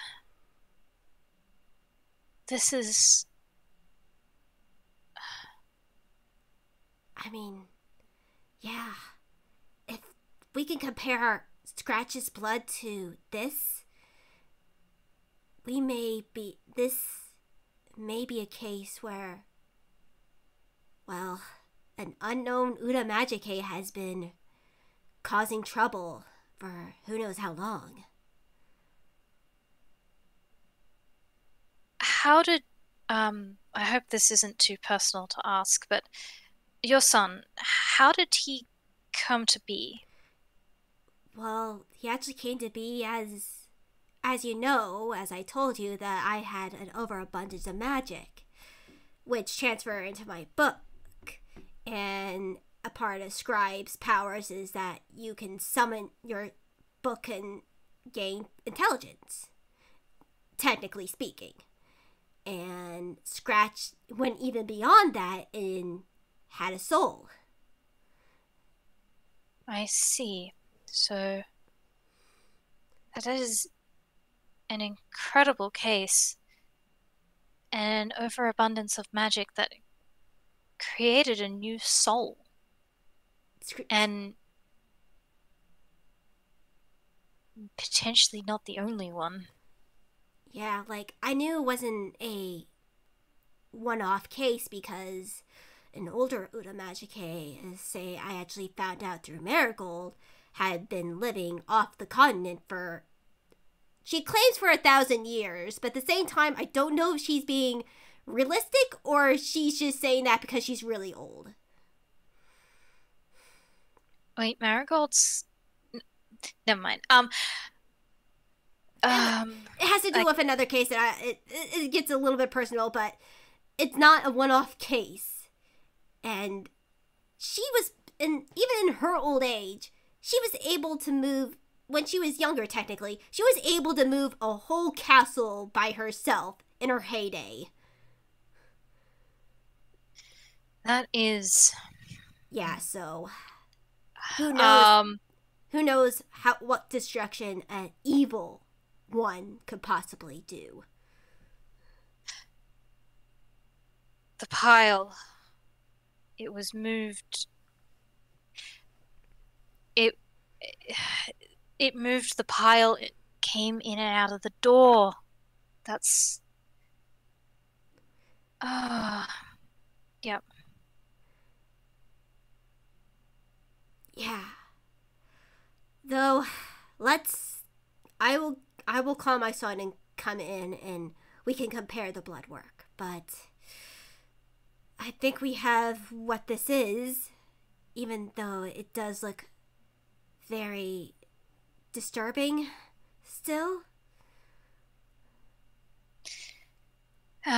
Yes, it is definitely disturbing, especially in this amount. Then again, it would have been from the fight, so I suppose the amount of it makes sense, but it was found within the gem, and I mean, it was broken, but like I heard, it was picked up by someone. I mean, we still have so many questions, but it would have to, by logic, find another gem and or thing to attach. Host. Yeah. He sort of gives that idea. It's like that idea hadn't crossed his mind, but now he's worrying about it.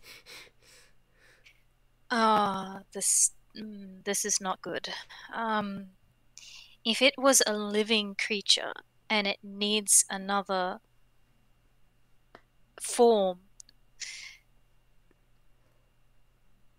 then where is it now? We don't know where or what or who it is in anymore, just that it is no longer in this.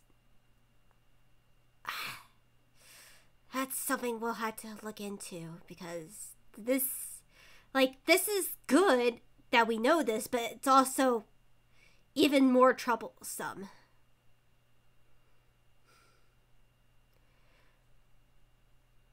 And he's quiet now. It's just like thinking really hard. She's like, the more he thinks about it, the more worried he gets. I don't know if we can take this information back to the police. I understand your worry, but at the same time, I trust Dr. Luma with my life. He has done wonders for me. He helped me when no one else could. And he has told me about his sons, and they have certain powers that can only help us in this situation. It's not necessarily about trust, it's about logistics. If this was looking for a host, then it would have needed to come in contact with them. And the people who were involved with it have been the party who engaged in the first place, myself, and the police, as far as we are aware. However, the police, whoever took this thing, also had someone else take it for it, so at least it hadn't moved until it was taken away by an unknown party that wasn't the police. So I would have to guess we not only have the headmistress to worry about, but someone else, most likely working from the shadows, as well as possibly, the Uda Magicae itself. I know that you don't want to, but I at least want to tell the captain. No, that's fair enough. I think your reasoning is solid. There are still too many variables. I think the less people who know about how much we know, the better, because there is just too much of a possibility that there is someone on the inside that is using this information. But if you trust the police captain, then... And I did tell him that I would tell him what I found. Yes. He's the son of Dr. Luma, who basically saved my life. I mean, I know we just met, but before the whole dragon thing, I basically got attacked by students who basically directly attacked my soul via my book. Oh, she's like straightening at that, like, what? Excuse me? She looks very angry right now. It was when Scratch and I were still connected, because a part of Uda Magicae development is they have to have some sort of host too to constantly have magic flowed into him. Similar to, he's quiet and he just looks at her for a minute. He's like, I really hate phrasing it like this, but kind of like being pregnant. There's just like a like ... I mean, that's fair enough. There are...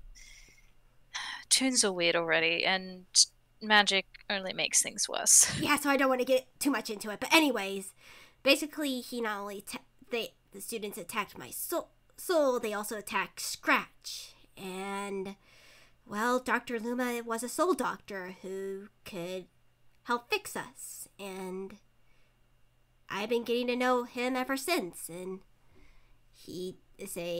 I've gotten to know a bit of his family because, well, looks at the police he's like, well, the police captain and everything is just...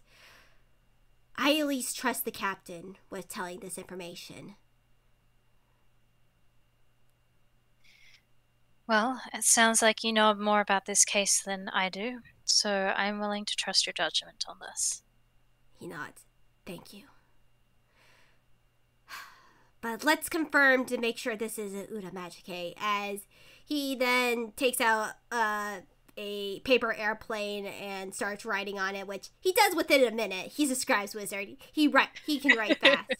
As maybe give a little time skip with how, say, Scratch comes in and everything, and he's wearing this little gem, and say he has his own new little focus now, and say I drew a picture of it and I forgot to put it in the video, but I'll say I will post it really quickly because it's really cute. Yes, please do. It would be great. We can say that they went and grabbed food while they were waiting for Scratch to arrive because self-care. Self-care, because dang, this is heavy.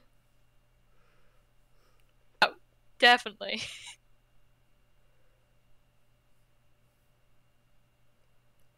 Come on, where did I put it? Oh, you are so valid. There we go. A little crystal astral shard. Oh, it's so cute. Oh god, yeah, they're both so cute.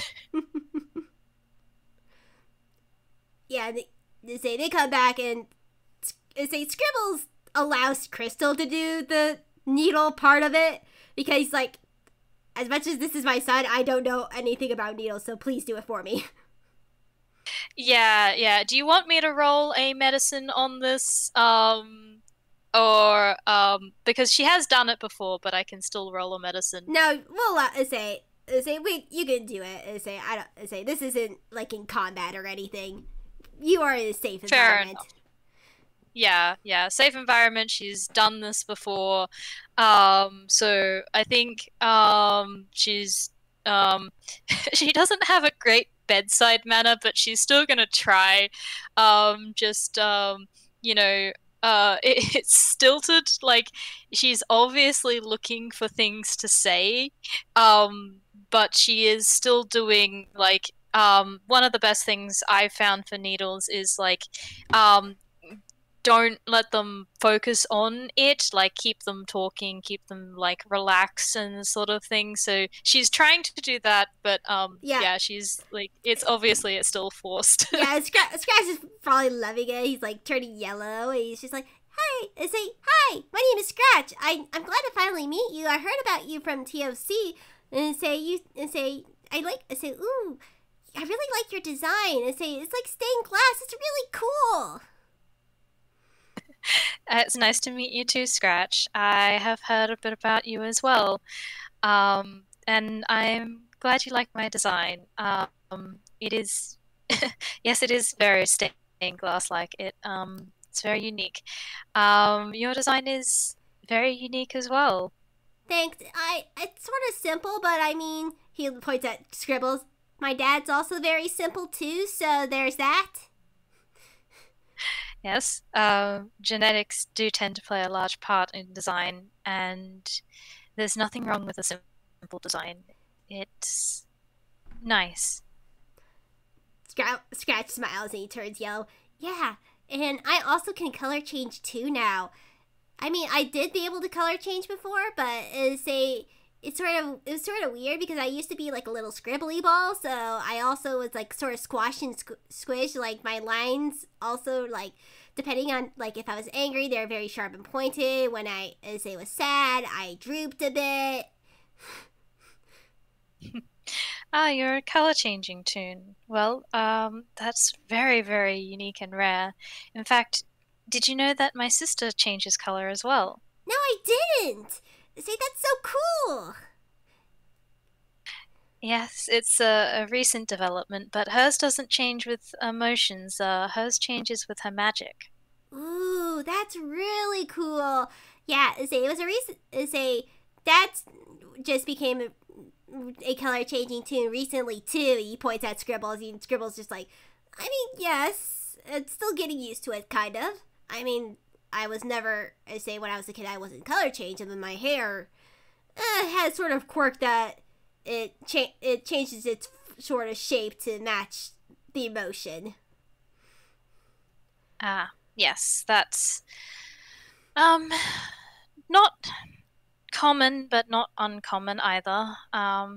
It, if you've had a design change recently, do make sure that you both go down to the ECCR at some point to get your colors checked. Yeah, I'm planning on making an appointment there. Say I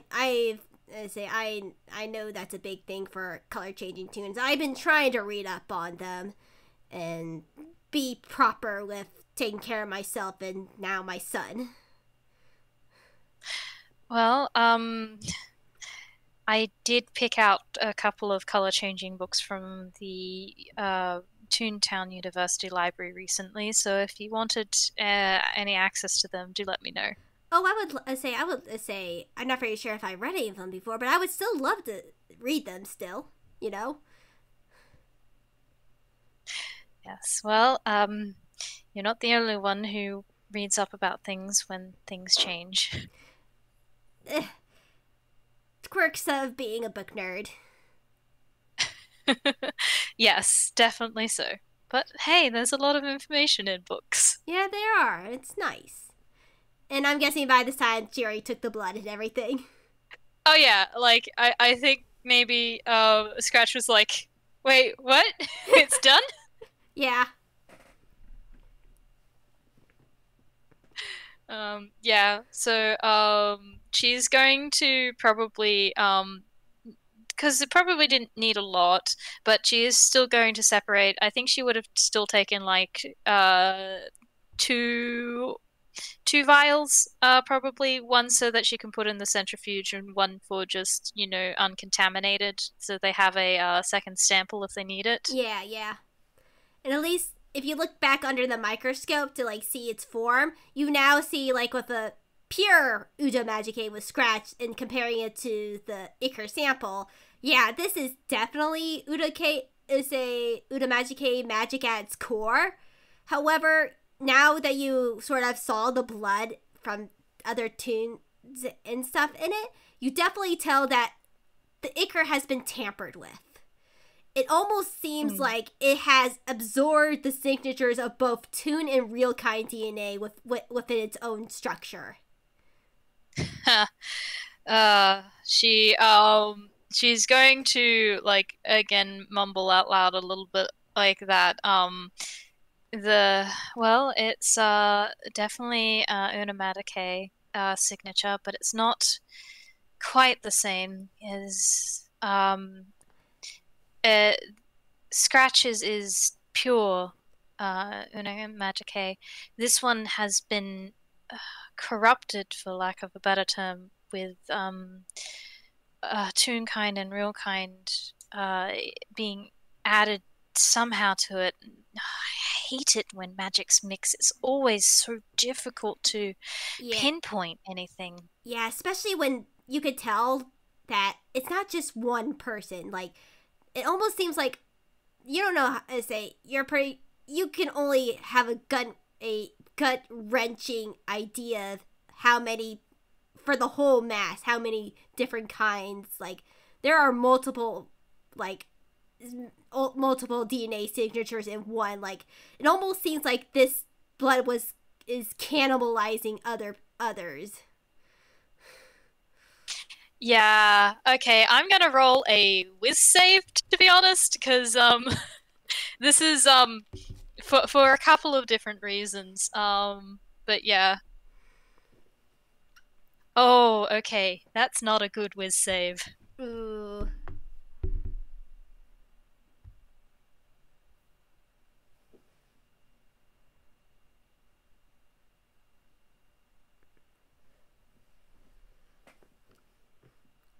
That's a 7 total.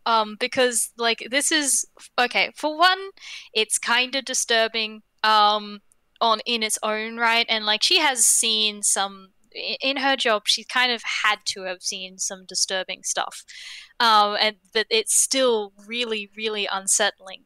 But there is also the bigger issue that a lot of the stuff that she's seeing, it's not the same, but it is similar enough to something personal to her that it's kind of not sitting well with her, and so she kind of, I think she's going to take a moment, like step back and kind of like try and collect herself, but it's obvious that she's not doing great. Yeah, and Scribbles immediately like goes over to her and is like, Crystal, say, talk to me. What are you thinking? How are you feeling? I'm sorry, I'm trying not to get emotional. Um, it's just hitting a bit close to home. There are so many DNA signatures in there, and it is corrupting them. And I, I've, I'll be honest. This is very. I've never found anything quite as similar to. I. It's okay.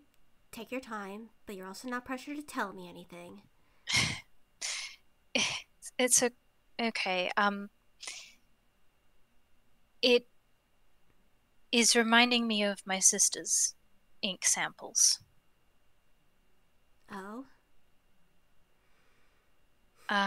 She has a condition where she has the ability to absorb other people's magic.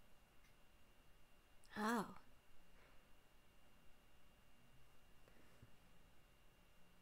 So it is high in magic concentrate, more so than an average toon, and has mixes of other people's DNA in it as well. Ah, I see.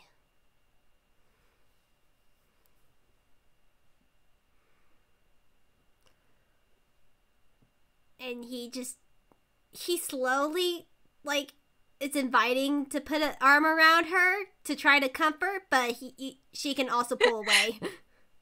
No, I think she'll let him. Like, she does need this moment of, oh god, oh god, oh god. Um, Yeah. like, this is, because she doesn't, like, she does her best to compartmentalize, but this is hitting way too close to home for her, so she just needs, like, a couple of minutes to, like, collect herself before she continues on with stuff. Like, alright, that, like, it's fine. There's like this, it doesn't have anything to do with my family stuff, but it shook her that she wasn't expecting to come across it in this case, and so, like, yeah, just collects herself and is like, all right, um let's get on with this. Mm-hmm.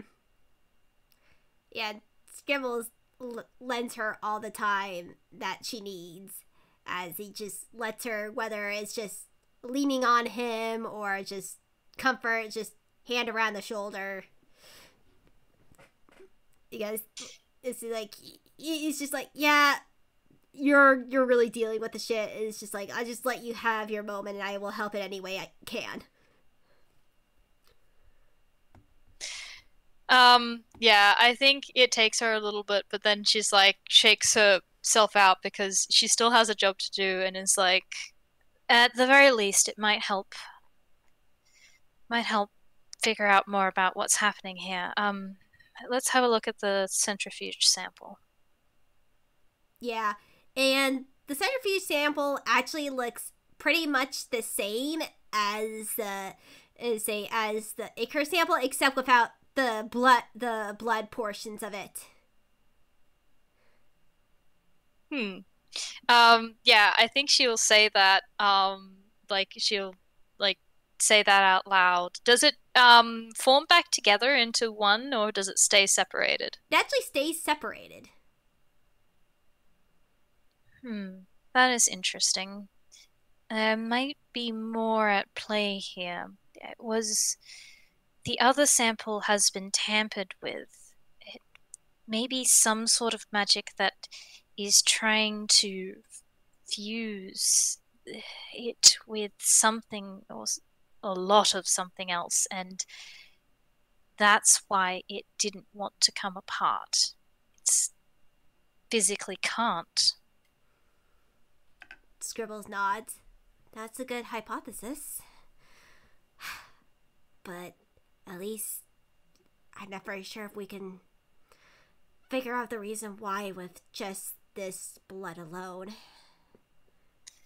No, no, probably not. Though I wonder.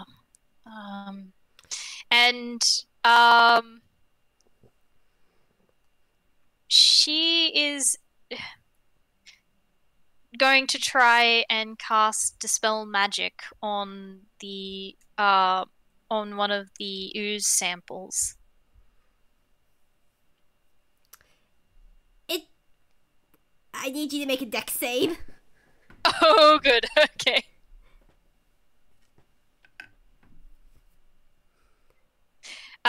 Okay, 10 plus 3, 13.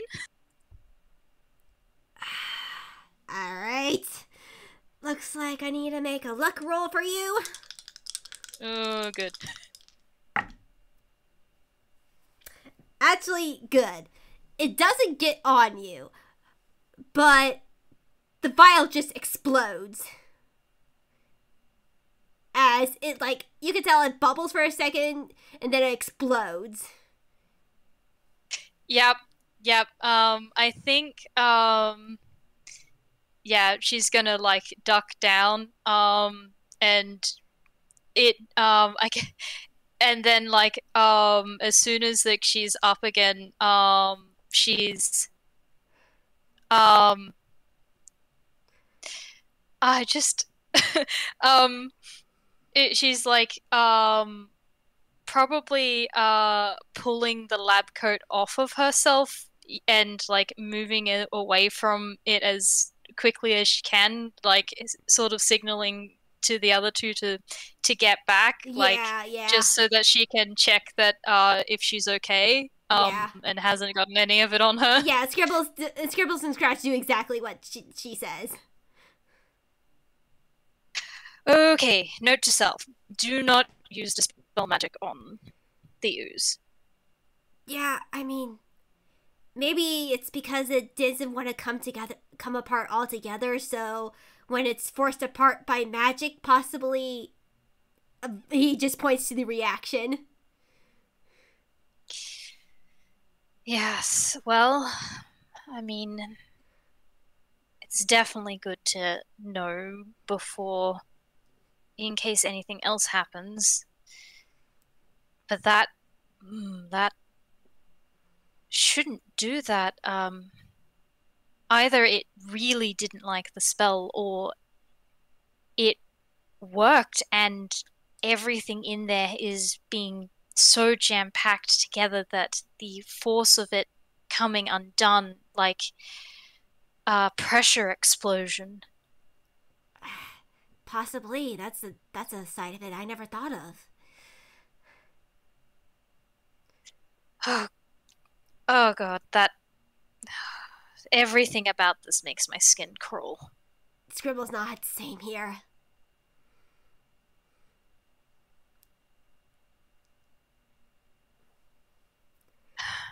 I'm I don't know if there's a huge amount more we can find out. I It doesn't mix well with anti-magic, I suppose. I have no idea how well it would react to other magic, and quite honestly, after that, I am hesitant to try. Yeah, I agree there. But I think we also had, at least we've gained enough knowledge to be at least satisfied with what we're dealing with in general. Yes,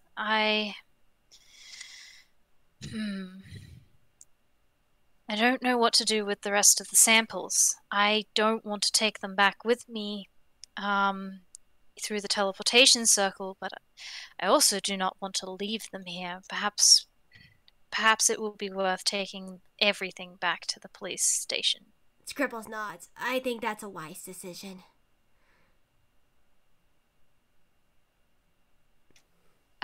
One moment. And I'm gonna make another hammer space roll. Uh-huh.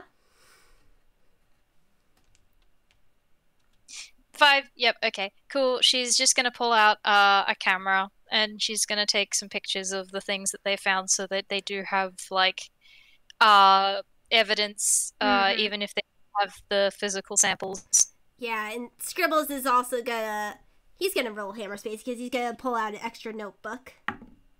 Yeah, he pulls out an extra notebook from his hammer space and writes down what discoveries they have made.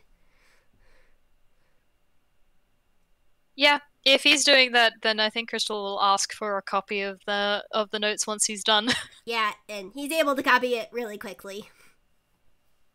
Nice. Yep. Then collecting. I think Crystal will ask for 3 copies. 1 copy for each of them, and then 1 copy for the police captain. Yep, sounds good. And once they get everything cleaned up and everything copied, everything, they go to the police captain, and he's very thankful and takes the samples and the notes from here and stuff. And I would say this would be the end of FPS, but I have a little epilogue for us. Ooh. Let me get a sippy. The sound of the ticking clock is accompanied by the shifting of papers on Captain Luma's desk, all in an orderly mess across his desk, and a file marked case 100311. His eyes glance up at the clock hanging in his office. It was 5 minutes to 1 a.m. The captain sighs. I'm sorry, honey, for staying up so late, but I had to make sure.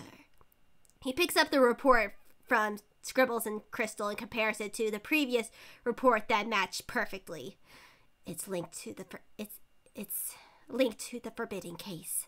Another heavy sigh as he places down the reports back down and leans back in his chair. Protocol says I must call this a cold case and leave it be.